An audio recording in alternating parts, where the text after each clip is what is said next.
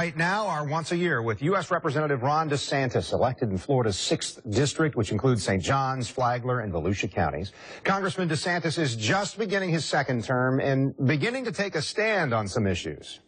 So we've started a group called the House Freedom Caucus, and basically I think the core thing we're trying to do is to represent Americans who don't feel like they have representation in Washington. Every interest group in the world is in Washington. They're lobbyists, they're special interests, all this stuff. If you're just an average American who's working and paying taxes, man, sometimes Washington doesn't consider you at all. We think it's important to consider the taxpayers, the people who actually make this country work, and to try to advance solutions that reflect their principles and values. And that means, we'll be challenging leaders of both parties when we do that. Congressman Ron DeSantis felt challenged by President Obama in the State of the Union speech. With both chambers controlled by the Republican Party, it seemed like most of his colleagues in the House and Senate would discount Mr. Obama's call for collaboration, since it paralleled so closely to his vow to veto legislation if he didn't approve of it. Well, it was interesting. He had more veto threats in his State of the Union than in any State of the Union in modern memory. And so I think it's important for Congress. We all ran in the House for re-election. Most of the senators, or a third of the Senate, just got re-elected. I think it's important to do what we told the constituents we would do. Let's let Congress work its will. And if the president wants to veto legislation that's being generated, then he's going to have to make those decisions. I think that would be a mistake for him to veto things that have bipartisan support. But if that's the road he wants to go down, what I don't think we should do in Congress is get cowed by a veto threat and then not do what we believe in. Many Republicans like DeSantis believe in challenging the Affordable Care Act. This week, another vote to repeal, which Democrats like Corrine Brown call, quote, stuck on stupid. I mean, this is the 57th time that we're going to have a vote on repealing the Affordable Care Act. I think this is a colossal waste of time, and I'm not even sure that this is even a serious effort. But I also think it's important when you look at health care. We're going to have a big Supreme Court decision about the reach of Obamacare. If the court rules against the administration on that, I think it's going to give Congress a golden opportunity to advance patient-centered reforms that give individual consumers more choice and that have people have to compete for their business so we can put a downward pressure on health care costs. I mean, we were promised with Obamacare that that would be a boon for lower costs. It has not lowered costs. People are paying more now. I asked DeSantis about specific goals this year for him in Washington. He focused on finances for families. So here's what I see, and in this part of Florida, I think it's probably true throughout the country, is if you're just a middle-class person, you're not getting ahead.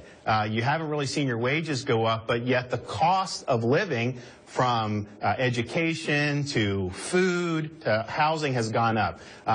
We've seen a decline in energy prices, which I think is a huge boon to consumers. I'm going to make sure we do not increase the gas tax, which some people in Washington want to do. I think we need to allow people to have that relief.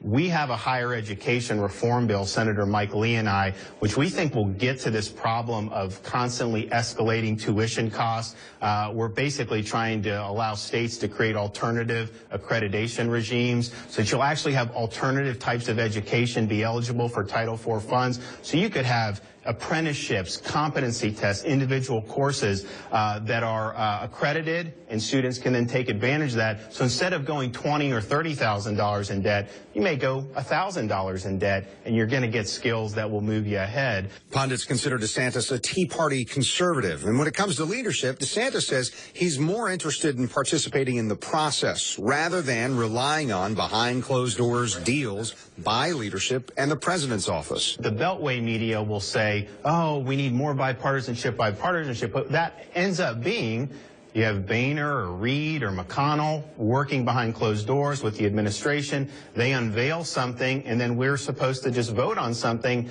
that all the rest of us really had no voice in creating. And we saw this during the lame duck session with this omnibus spending bill. It's a 1,700-page bill, spent over $1 trillion. It was unveiled 36 hours before we voted on it. And so you're literally passing bills to find out what is in bills. And I did not support that bill. But the thing is The way this is supposed to work is that all the members have a voice.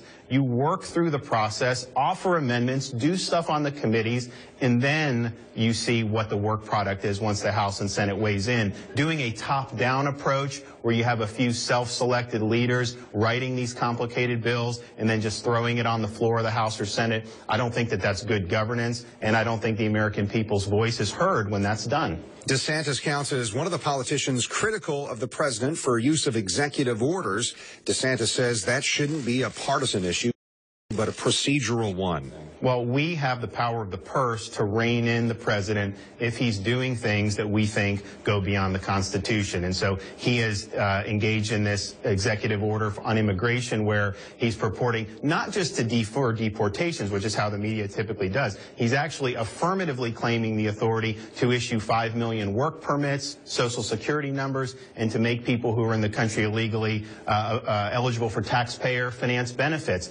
That's bad policy, but here's the thing. That has got to be done by Congress. That is purely a legislative function, and so we passed a bill to fund the Department of Homeland Security, but we limited funding so it could not be used to issue those work permits or to confer legal rights on folks who are here illegally, and that's just what our laws say right now. So Congress passes laws, we're the ones who legislate, and the president is supposed to execute the laws that are on the books. He doesn't get to say, if Congress doesn't do what I want, then I'm going to go ahead and do it by executive order. So it's an important constitutional principle, regardless of what you think about some of the underlying issues, because ultimately the Constitution is set up to protect individual liberty, and the Founding Fathers believed when you disperse power between different branches of government, you create checks and balances. That type of government is best suited to protect the freedoms that we believe we have under the Declaration.